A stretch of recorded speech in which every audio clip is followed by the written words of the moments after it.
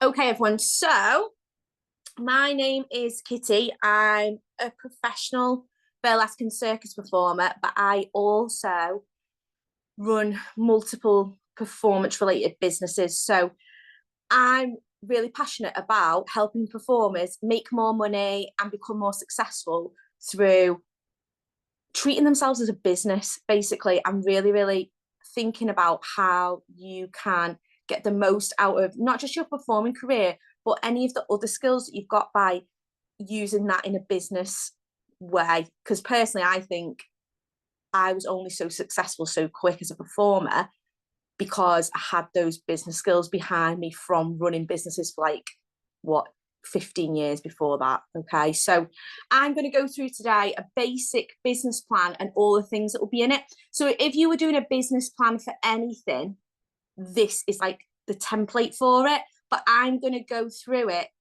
and hone in on little sections that will be relevant for you as a performer, because not all of it is going to be relevant, okay, with regards to your performing career, but you can go back over it and have a little look if you've got another business as well, because I know some of my passive income people are in here as well, so this could be really good for people's passive income businesses too.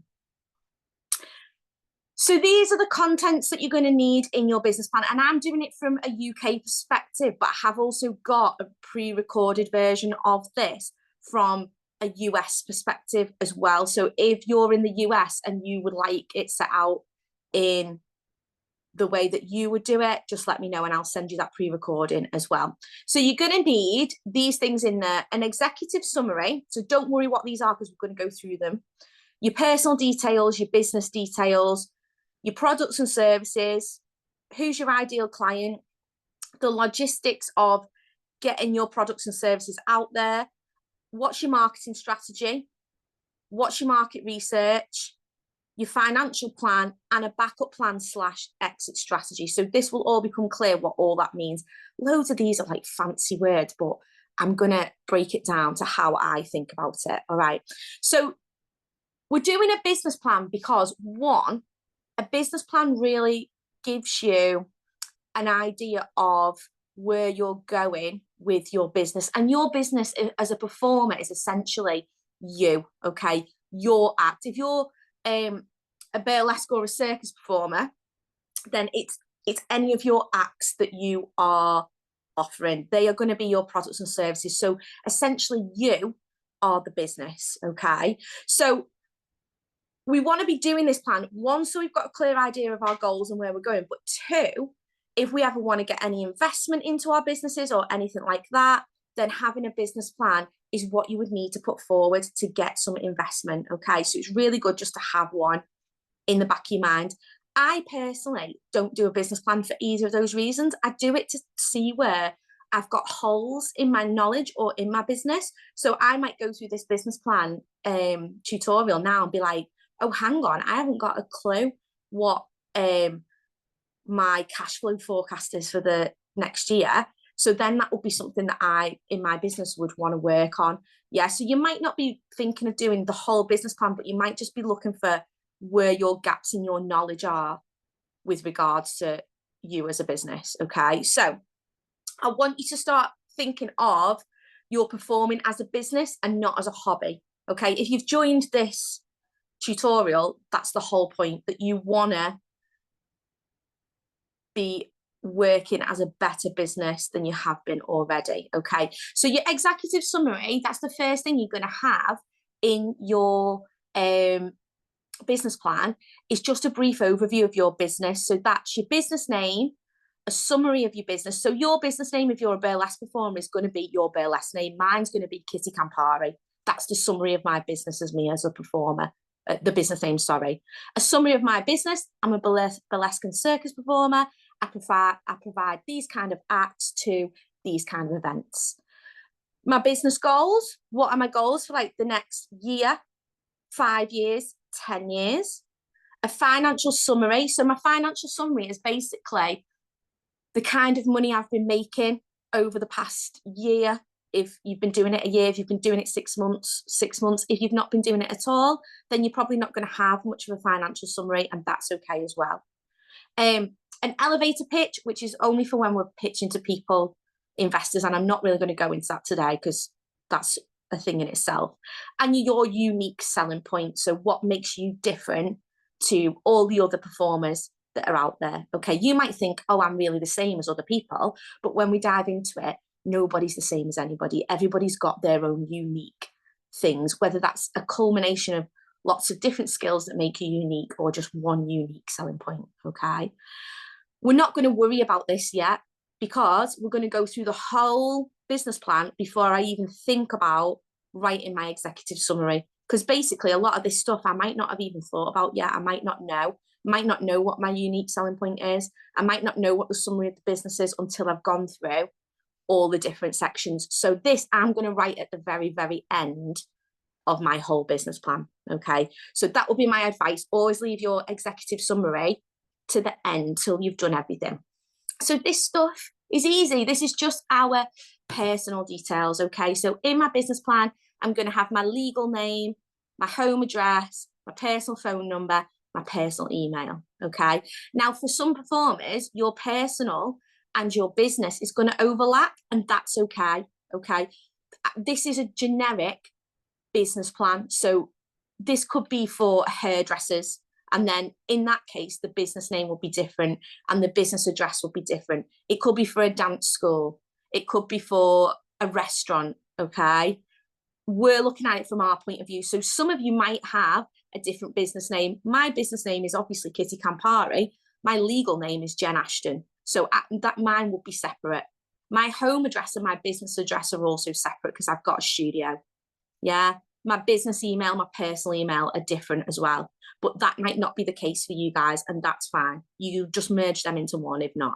Okay, you also want in your business details your website if you've got one. You don't need a website, and your socials. Okay, so I would always have them in there because for us, our socials are a very important part of how we market ourselves, how we get seen, how we sell to other people. So whilst a shop might have a really, really good website, for us, we're more likely to get seen on social, so I would put them in there. And then about the owner or owners. So I've put owners there because if you're a duo, then you need to have both your details in that, okay, in your business plan. So you might have each separate person's personal details, and then you'll have your joint business name. Yeah, or if you're a troupe or something like that, you might consider that. Okay, so in your business part of that as well, I'd also have a company overview. So your company is just you for now if you're doing it as a performer. So all we want to know is, when did you start this company? When did you start performing? What legal entity you are? Are you a sole trader? Are you a limited company? The majority of people will just be freelance performers, so you'll be sole traders. I'm a sole trader as well. Even though I've got multiple businesses, they still are all under my sole trader name. Okay, so you don't have to get too bogged down with that. They just want to know, are you a limited company, a sole trader, or are you in a partnership with somebody else? Okay, and your accomplishments to date as a performer. So in there you might have festivals that you've performed at, but brief. So the big jobs that you've done. You don't want like your whole performing history in there. You really just want all the big key milestones that you've achieved already. And if you've not achieved anything because you're just starting out, then again, that's fine. In that, I would put all the specific training that I've done. So if I've been to any workshops, if I've gone and trained with anyone specific, I'd pop that in there, because you go back and you change your business plan every year or so. You're not going to keep the same business plan forever. So in a year's time, when you've got loads of accomplishments, the idea is you go back and you alter your business plan to what it is now. All right. Okay. So number 4 is, have I missed out number 3? Oh no, that was your business details. Number 4 is your products and your services. So for us, our services are our acts that we offer as performers, whether they are like specialized acts, like I have this specific act, or whether you're a multi-skill performer and you offer fire and stilts and you do like so many sets for X amount of money. Yeah, it's going to be different for all of you because you're all different kinds of performers, but you need to know what you're offering. So as a performer, I used to offer martini glass performance. So I would have an act that's a certain price, and my price will be in my business plan. I would have how much I charge if I do a meet and greet in that glass, because that's a separate service. I would have how much I charge if I do 3 times 15-minute ambient sets, because that's another service that I have. I would have what I charge for stilt walking, what I charge for aerial hoop, what I charge for silks, any specific acts that I have for those things, and the prices that I charge for them. They would all go in there. That doesn't mean that you can't ever alter your prices or do a deal or whatever, but I would say you need to have your acts and your set prices in your business plan, because if you were going for an investment, people need to know what return on investment they're going to get, and if they don't know what you're charging people, then they're not going to want to offer you money. So this would be like if you're going for a loan or something like that to help, or a small business grant or something, they'll want to see your business plan. Yeah. So make sure you've got a list of everything that you do and what you charge for it. You might not know what you charge for those things yet, and that's fine. Okay. You need to have a sit down and think about what fees you're going to charge. If you've not got a clue, I'm going to tell you at the end about our membership where I go through all this stuff with you. All right. So don't get stressed out that you don't know everything at the minute. If you've not got a clue what I'm going on about, at the end, I'm going to chat to you about that. You need a growth plan. So your growth plan is basically just how are you going to get more bookings? What are you going to be doing on a daily, weekly, monthly basis to be getting booked more? All right. And again, you might not have a clue how to go about that yet. But if you've done any of my courses or you're in my membership or whatever, you've probably got a good idea. Or if you've done passive income, we've talked about that a lot, how to use social media to build our presence, to get more visible, to get seen more, to get booked more, or to sell our products more. All right. How are you going to sell your products and your services? So essentially, where are you going to find these jobs and how are you going to sell them to people? Yeah. So for me, I find all my jobs through social media. So I will just go on the casting websites and look if there's any castings come up, but I will also find specific people I want to work for, and I will DM them or I will email them and I will send them my CV, my footage and my pictures of the acts that I've got, the fees that I charge, and I'll ask to work for them. Yeah, so that's a way that I go about it. Another way will be looking on sites. It depends what kind of performer you are, but if you're like singer, multi-skill, whatever, something like that, there's sites like Star Now that you can go in and you can put a profile up where people can come and find you. Like, obviously I'm a circus and burlesque performer, so that doesn't really work for me in that respect, but when I've done other kinds of jobs, because I'm a dancer as well, then I could use Star Now. So you've just got to get familiar with the best way for you to sell your particular acts. Okay. And then how are you going to get repeat bookings? Because repeat bookings is basically the easiest way to make more money. If you make good connections with people in the industry, they're going to want to book you over and over again. It's much easier to get work from somebody that you've worked with and they trust you, they've seen you do a good job, than somebody brand new who doesn't really know who you are. So how are we going to keep getting those repeat bookings? I mean, some of you might be thinking about not working for other people or producers or agents. You might be thinking, well, I wouldn't mind like running my own entertainment company and getting my own jobs and ringing up some nightclubs in the local area and seeing if they want to put on a show or whatever. Again, like put that into your plan if that's something that you're thinking about. Okay, so let's talk about your ideal client. So this is a fancy name for the type of person that you want to work for. Now, I know everybody wants to get as much work as they possibly can, but when we're writing our business plan, we're thinking of the ideal jobs that we want to do. So at the bottom, there's a little graphic that says, what shows do you want to do? All right. I want you to sit down and think about what kind of shows are you planning on being involved with? What kind of performing are you wanting to do? Because while you can do all the things, if you focus on the things that you really want to do, you're more likely to be successful. And also, you've got to identify the things that you're suited for as well. So, I'm not suited for nightclubs anymore. I know that nightclubs book 20-year-old tall, skinny girls, and that's not me anymore. Okay. I also have got a kid, so I'm not suited to nightclubs because I really don't want to be starting work at 12 and finishing at 3. Yeah, I've done all that. It's not for me anymore. So that would not be in my business plan. The things I like doing are corporate gigs. I like going doing a job at 7 o'clock. I'm on for an hour and then I leave and I'm home in bed by 10 o'clock. That's just what I enjoy. So that would be my primary ideal client. I'm looking for people that book corporate gigs. So that's going to be people like agencies, big burlesque producers who do large burlesque shows. They're the kind of people that I'm going to be looking for. And I'm going to be thinking about where I can find those people. So whilst you can have numerous ideal clients, because for some of the stuff that I do, for my circus work, my ideal client's not going to be the same as for my martini glass work. My martini glass stuff's going to be more corporate and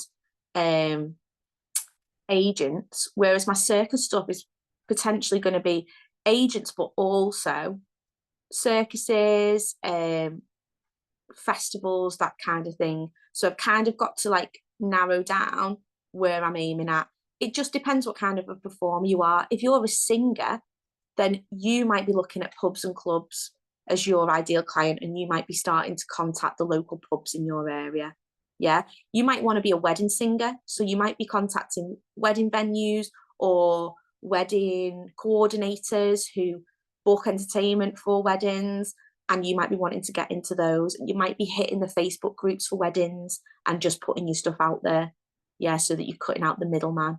You've got to identify exactly the kind of stuff you want to be doing so you can find the kind of people that you need to be contacting to get those jobs. Yeah.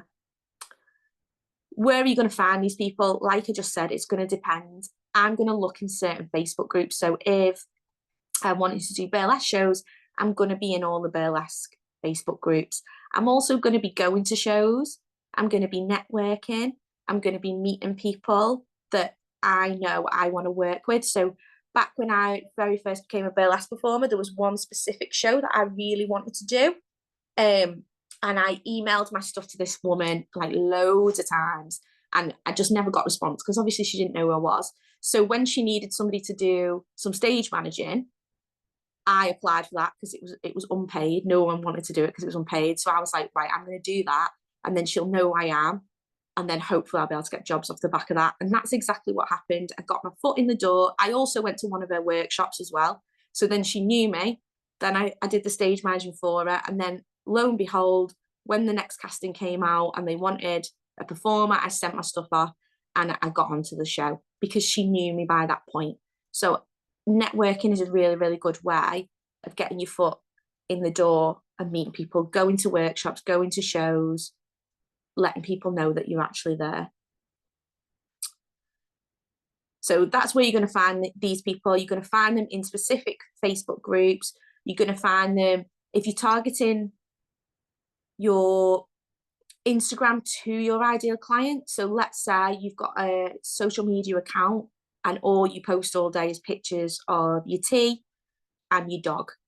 Yeah, the likelihood that you're going to have producers and agents following you is going to be small. If you're constantly posting professional pictures and professional footage, reels and stuff like that, then you're going to get seen by more agents. They're going to be watching you, and then you're going to get shown to more of the same people. So when you're using your social media, you've got to think about using it in a really targeted way or separating your social media. Okay. So my Instagram, I never really post anything personal on unless it's in the stories. Everything is related to performing. On my Facebook, I don't really do that. I just post my personal stuff because I've got lots of connections now. I know a lot of people. If I wanted to get jobs, I would literally just message those people and I would be able to get a job. But when you're starting out, you do have to put that professional front on, where if somebody clicks onto your profile, they literally need to do a couple of scrolls and they can see that you actually are the performer that you say you are. Yeah.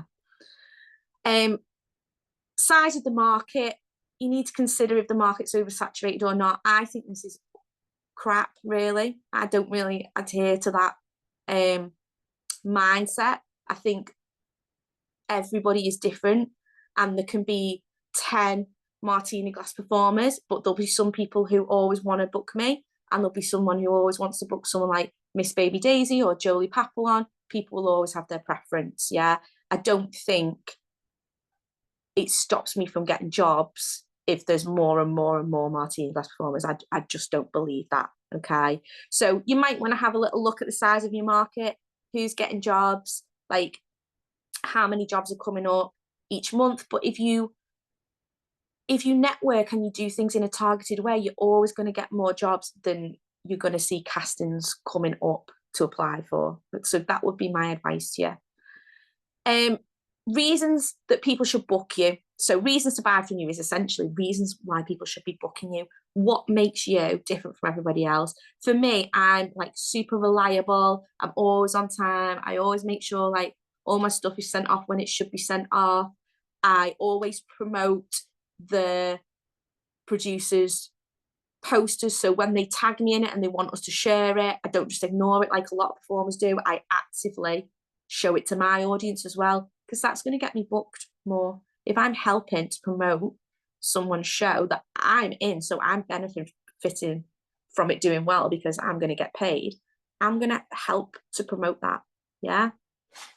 So I would have all those things in. I have in that I'm all my different qualifications, all the different accolades that I've got, all the different things like I'm insured, I'm this, I'm that, and the other. I have all those reasons in there to show that I'm good at what I do.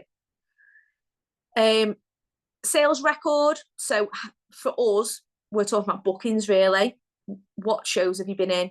What kind of things that have you done, and what have they paid you? That's quite important. Okay, so you can have been in 200 shows, but if you've only been paid 20 quid for each of those shows, that's not the same as doing 10 shows where you've been paid hundreds of pounds. Okay, so in the burlesque industry in particular, there's this massive idea about people being newbies for X amount of time. But I mean, in 2 years, some people could have done thousands of shows, some people could have done 4. I don't think that makes you on the same par. I think it's the amount of experience you've got. So I would be saying how many shows I've done, the level of shows that I've done, the amount that I get paid for those shows, to show where I'm at as a performer. And then obviously you want to tweak this. Every time you go up a notch, you want to be tweaking it. And then your after sales service. So invoicing people promptly, making sure that you do all the things that they've asked you to do. Often if you work shows and they've got a professional photographer, they'll ask you to share the pictures. They'll ask you when you do share them to make sure that you tag the photographer and the event. Just doing all those things to make sure that you're keeping a good relationship with the people you work with. And then also giving those people an email every couple of months and being like, oh, I've got a new act. Have you got any shows coming up that you might be interested booking it for? Because again, the people that you've already worked for are the people who are going to be more likely to book you. So just keeping those relationships flowing all the time.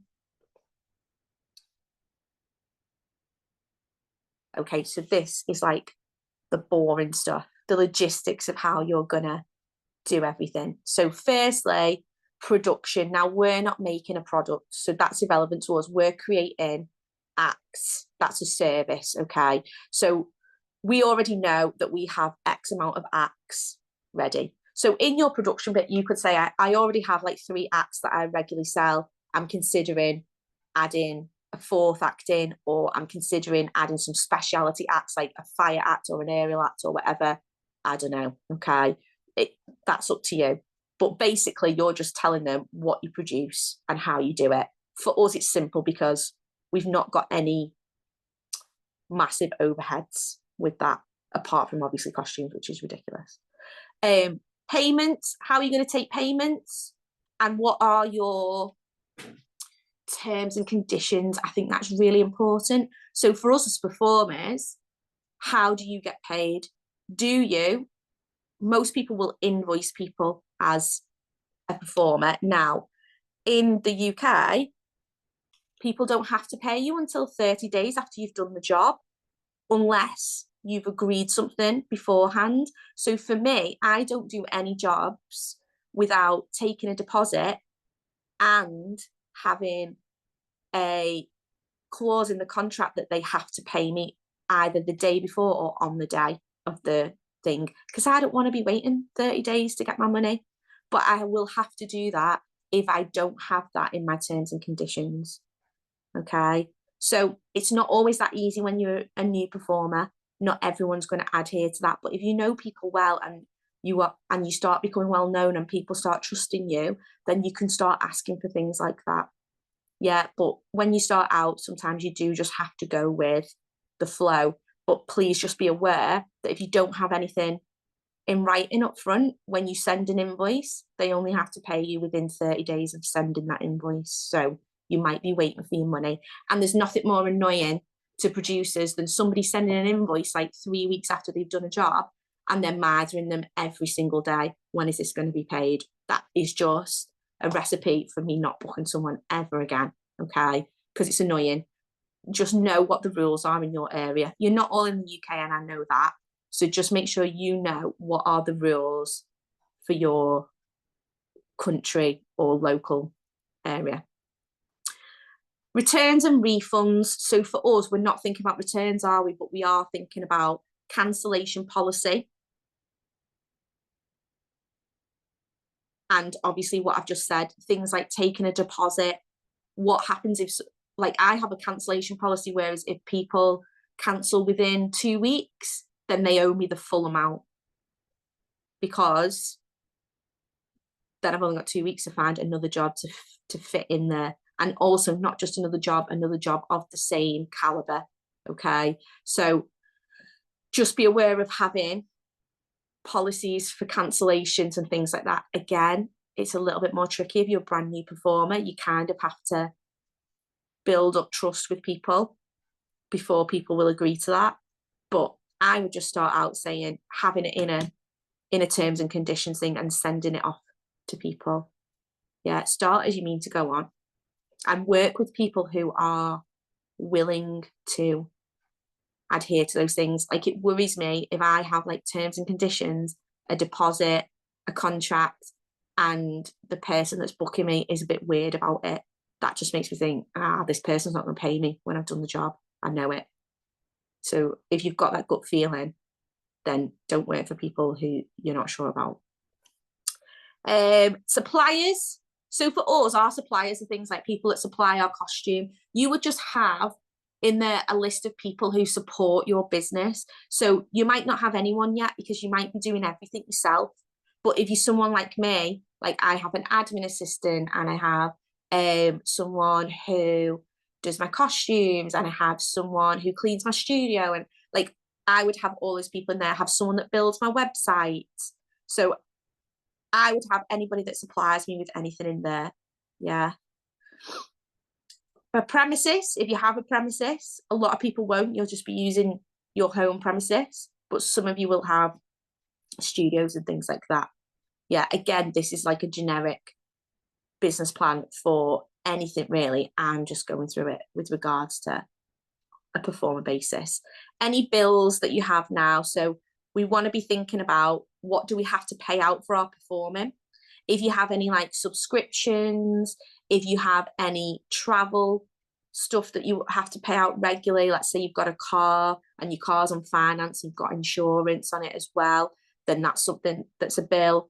If you've got any classes that you go to regularly to keep your skills up to date, anything like that that's a regular bill, make sure you've got that written down in there. So that I'm not talking about your home bills. That's going to come into your financial stuff shortly. I'm just talking about things that are related to you creating your act. So that's going to be costumes, props, travel expenses, all that kind of stuff.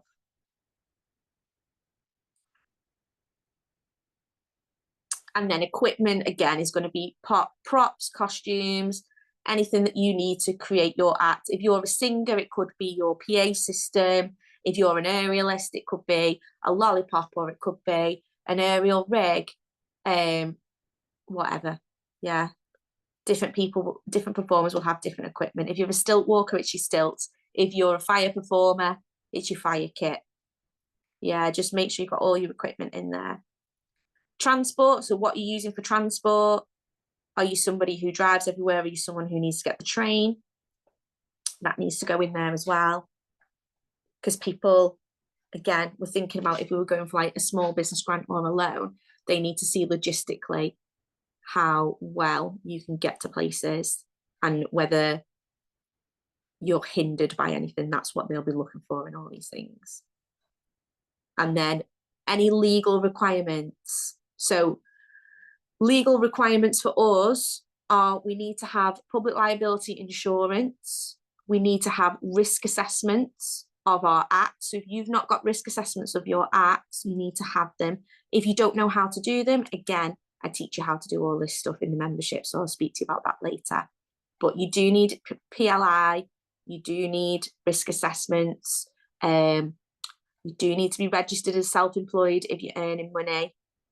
Yeah, so don't think that just because you're only earning like a little bit here and a little bit there, it doesn't count. If you've got a full-time job and you're paying tax on your full-time job and then you're earning a little bit on your performing, you're still eligible to do a tax return. So you've got to be careful of that. A lot of people think, so there is like a £1,000 threshold that you can earn as a self-employed person where you don't have to fill in a tax return, but that's only if you're solely self-employed and you've got no other income. Yeah. If you have another income and you're already earning money and you're already being taxed on that money, i.e. you earn over 12 grand a year in the UK, then yes, you need to be registering yourself as self-employed. You might also need PLI if you're playing music. So a lot of you at the venues that you're going to, they'll have PLI that will cover you. So put PRS. PRS is your music license to play music, okay? So if your venue is playing the music, that's not you. But if I was busking in the street and I'm playing the music, it's me. If I've got a dance studio and I'm playing music from there, it's me. So I need to have PRS, okay? Staff, have you got any staff? This is probably not going to be relevant to a lot of you, but some of you it might be, because some of you started like building other businesses on the side as well, so that are related to your performance. So I would make sure that you're mentioning that in there. And paying benefits for your staff. So that's obviously a whole minefield that's probably not relevant to the majority of people. Okay, so let's talk a little bit about marketing yourself as a performer. So there's 3 different types of marketing. There's promotional marketing, digital marketing, and social media marketing. Okay, so promotional marketing is essentially old school, putting flyers through doors, handing out business cards, putting adverts in newspapers, and also PR and magazines is also promotional marketing. So the likelihood that we're going to be using flyers and things like that to get work is probably small. You might take some business cards with you to any networking events, but that's not going to be your main focus on your marketing strategy as a performer, or I'd hope it wouldn't be, because it's probably not going to be very successful. Okay. Digital marketing is email marketing strategies, i.e. getting a load of people's emails through them signing up to an email marketing list, and then also having a website and having SEO traffic back to your website. Okay. That again is a great way of marketing, but that isn't something that I would use as a performer. That's something I'd probably use as someone who runs events. So I use digital marketing for my events, and I use it for my dance school, and I use it for if I'm putting on a show, like I'm the producer of the show, then yes, digital marketing is great. I can harvest people's emails when they buy tickets, and then I can resell to them over time. Yeah, that's a great marketing strategy for that. It's not really a great marketing strategy for a performer, because one, whose emails are you going to be getting? You need producer and agents' emails to be getting work, and producers and agents aren't going to appreciate blanket emails that aren't personal to them.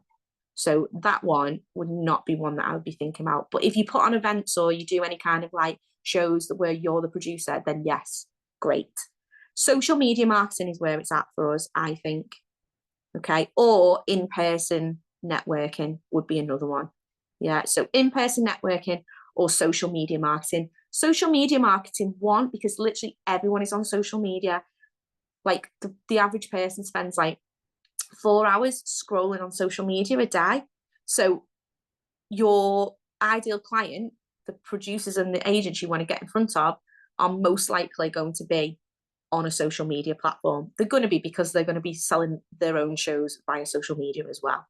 Yeah, so that's where we want to be connecting with people. It's also free. It doesn't cost us any money. Promotional marketing is really expensive. Digital marketing can be free, but it can also be expensive as well if we're getting websites built and stuff like that. Social media marketing costs you nothing. The only problem with social media marketing is you don't own your social media. So if someone hacks your social media, it can get taken down.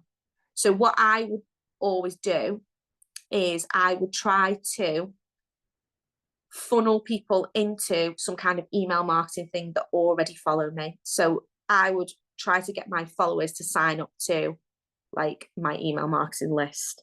That's not me just randomly getting producers' emails, but if people want to sign up to it, then they can do. That just means if I ever get hacked, I've got a way of contacting people and letting them know.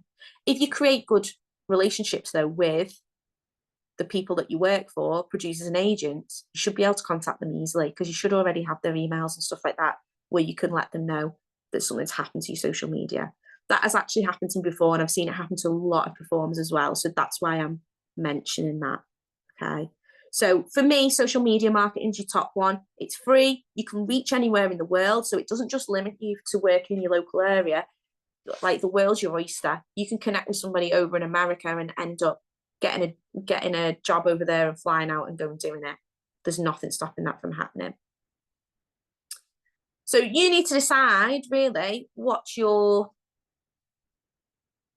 choice of marketing, of social media marketing. I use Facebook and Insta because I'm old school. Like Insta had only just come out when I became a performer. So now there's TikTok and YouTube and X, and there's all kinds of different things. They weren't around when I started. So I've just gotten used to doing it the way that I do it, through Insta and Facebook.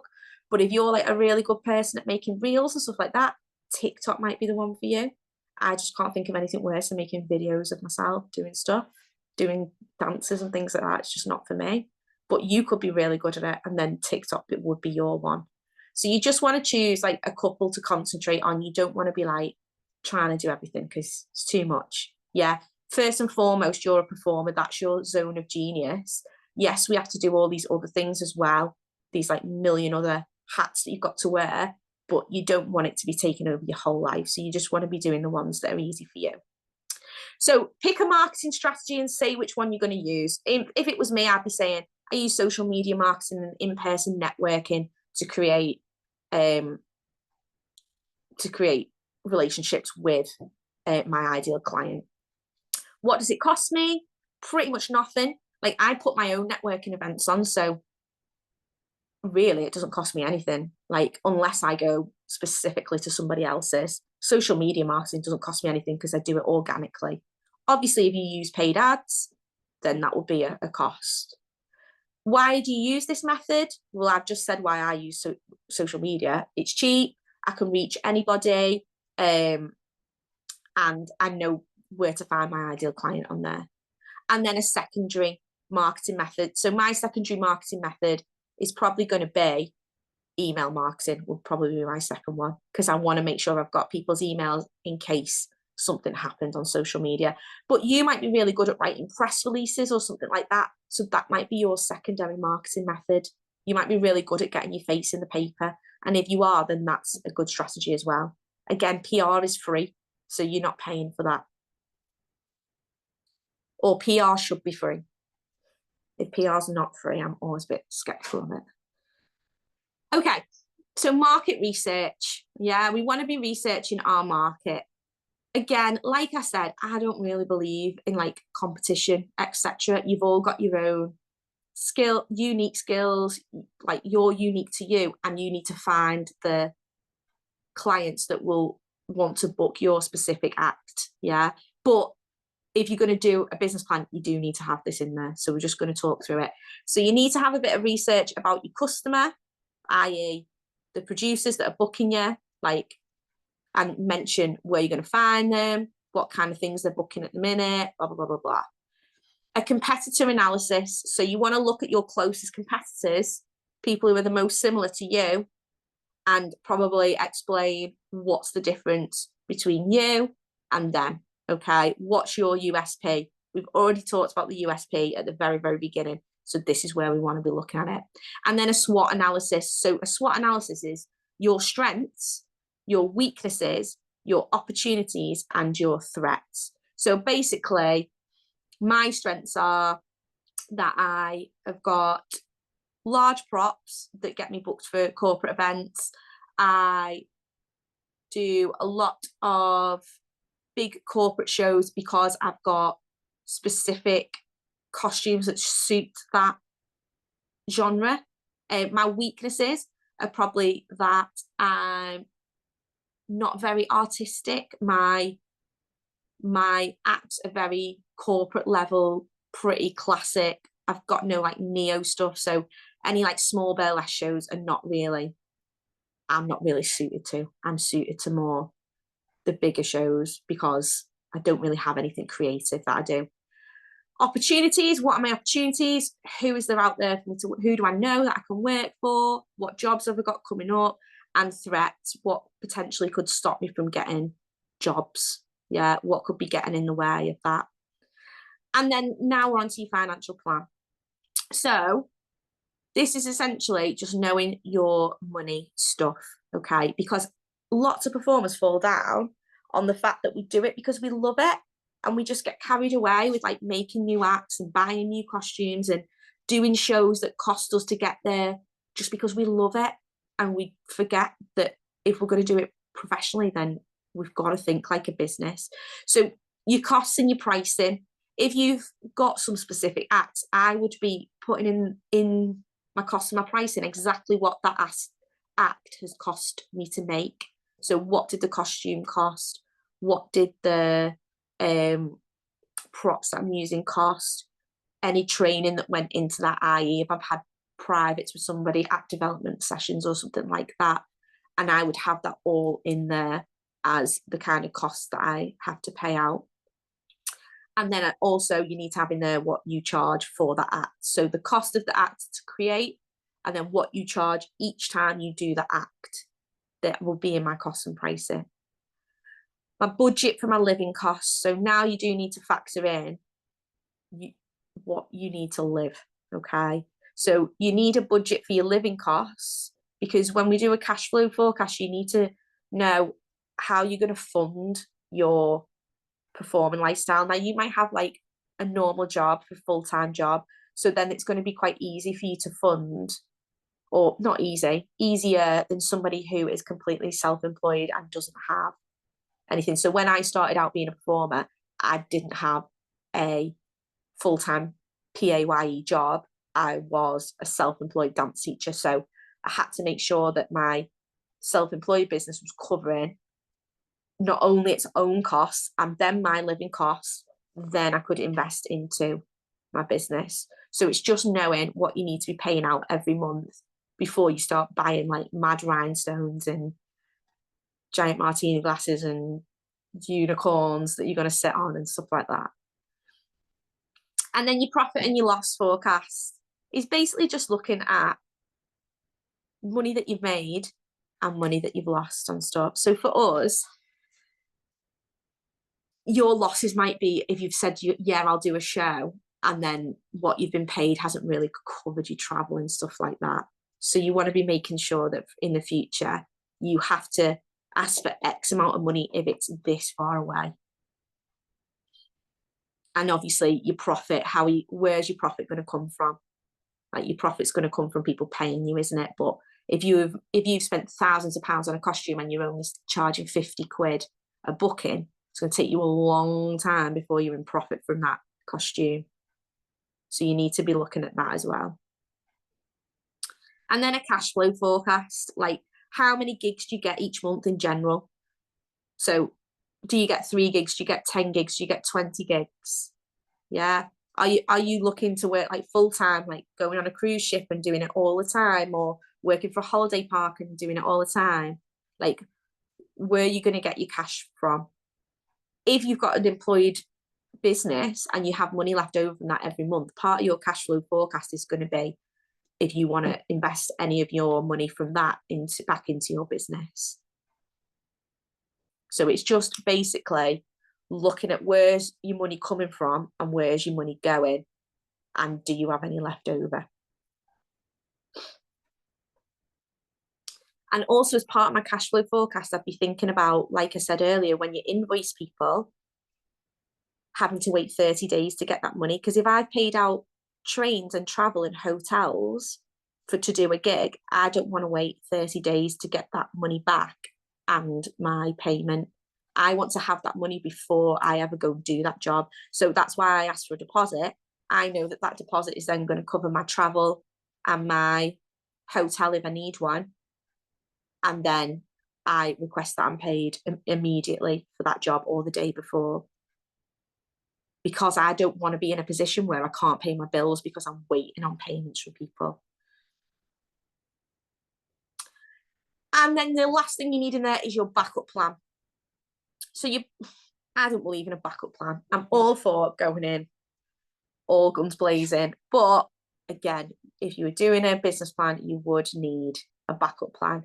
So your backup plan might be like, well, I've already got a full-time job, or I already get X amount of money from this every month to cover me. If I don't get any gigs this month, it's fine because I don't do it full time anyway. You just want to be saying what your backup is. Like for me, my backup was that I had my own business on the side, but I also created a passive income business as well. So that was supplementing my performing business. Yeah, so that would be my backup stuff. And then exit strategy, what you're going to do when you don't want to do this anymore. Now, this is more for a business that isn't, like, you are your business in this one. So this is a very, very difficult one. But if you're in something like a partnership or something like that, what happens when one wants to leave, one doesn't want to do it anymore, and you've created this business and there's 2 of you in it? Have you got something in writing that says who can keep the name? What happens to all the assets when you split? Like, I've seen like loads of great partnerships turn horrible in the performing industry because people just don't have these in place from the beginning.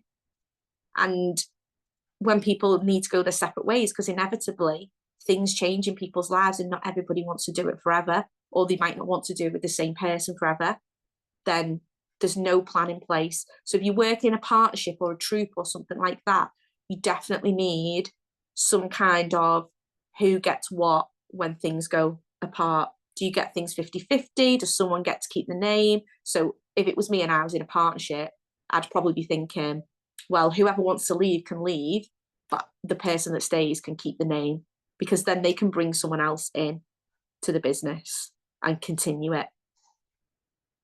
Just thinking about things like that. If you've got another business, like for example, I've had like a dance school and a circus school, my exit strategy was that if I didn't want to do it anymore, I would sell it. So in the past, I've sold businesses, but that's really hard to do if you are your business, because your business is about you, isn't it? So as a performer, you can't really sell being Kitty Campari, but I could technically sell Showgirl Sass company because it's not about me. That is different. Does that make sense? So let's go back to the beginning. So remember what I said when we first started out? Like, obviously this is an hour's whistle-stop tour of writing a business plan. We're using this business plan. No worries, Claudia, don't worry. I'm going to send you the recording anyway. We're writing this business plan so that you can see if there's any holes in your business, any things where you're like, I have no clue how to do that. Yeah, I might be banging on about social media marketing for performers and you're like, I've not got a clue how to do any of that. Yeah, if that's a hole in your business, then you need to be looking at your business plan and thinking, these are the holes that I need to plug. Yeah, I would be having like a list of stuff that I don't know what that's about and I need to go and find it out. So once you've done everything, you can then come back to your executive summary, because now you know all this stuff. You'll know your business name. You'll have a summary of your business. You'll have an idea of what your business goals are. You've looked at your finances because you've done a budget of your living costs, of what all your acts are going to be charged at, of what all your acts have cost you to do.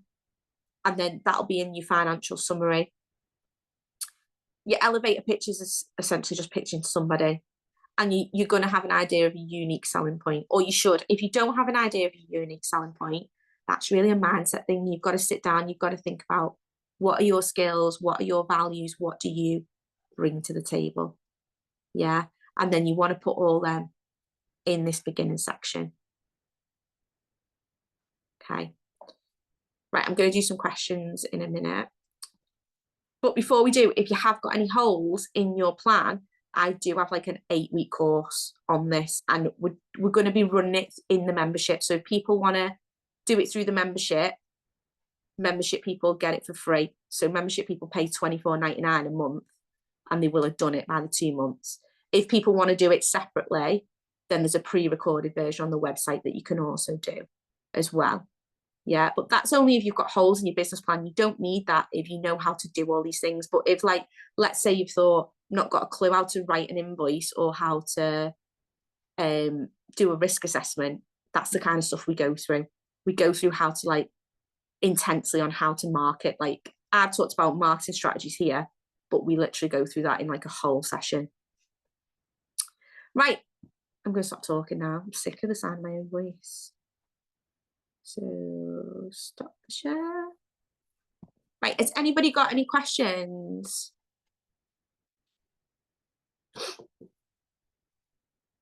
No? Yeah. Does that make sense to people? Yes, good. Kiki, have you got a question? Hi, yes, I do. Hi, thank you so much for a very interesting hour. I really appreciate this, first of all. So my question is like very specific when it comes to like big props. Mm-hmm. How do you, like, how would we calculate a price for a big prop when it comes, like, you have to do transportation and like rigging and everything? How would you calculate the price for an act with a big prop? Oh, you mean like actually work out the pricing for the whole? Yeah.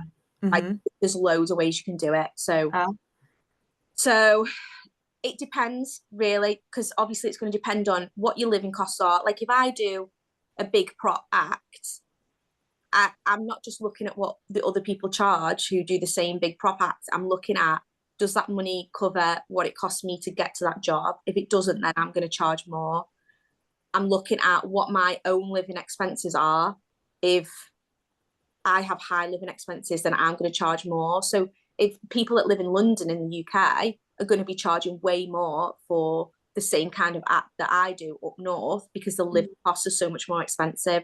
So you've kind of really got to look at everything, look at what it's costing you, what your living costs are, because you can only do so many big prop gigs in 1 month, can't you? Let's say you're only available to work 2 days every week, then your big prop act, you've only got 8 sessions a month that your big prop act has to cover the whole of your living costs and also cover all of your act costs as well. So like, this is it's a really hard for me to answer it, because like I've got a whole hour long how to do like fees and pricing and stuff like that. Essentially, there's no answer to it. You need to sit down and like go through what you charge, cost you to deliver it, go through what other people are charging for it, look at your own budget, and then work back from that, which we do in that course. But it's just a long-winded answer. Sorry. Yeah. I want to just say like do it like this, but it's hard to know because I do mine in different ways. Like for example, I charge 350 quid to do a martini glass performance up north, but if it's over 2 hours away, I literally double it. I don't even work out how much it's going to cost me in transport and stuff. I just think, can I be bothered traveling 2 hours to do a job? Not really. So I just double it, and then if someone wants to pay me double to do it, then great, I'll go and do it. But unless it's like financially worth it for me, then I don't. Does that make sense? Oh yeah, I love that. It's going to be different for everyone because everyone's got different priorities. Like I've got a little girl at home, so it's got to be really, really worth it for me to spend the money from her. Yeah. Financially. So yeah, no, same. Thank you so much. Hope that makes sense. Yeah, it does. Thank you. Cool. Anybody else got any questions? No? All good? Cool. Right, I'm going to email it over to you so you can go through it. I know I went super fast then, so you can go through it more slowly. But if you've got any questions, you can always message me, can't you, or email me and ask. Cool. Thanks for joining me, everyone. Bye.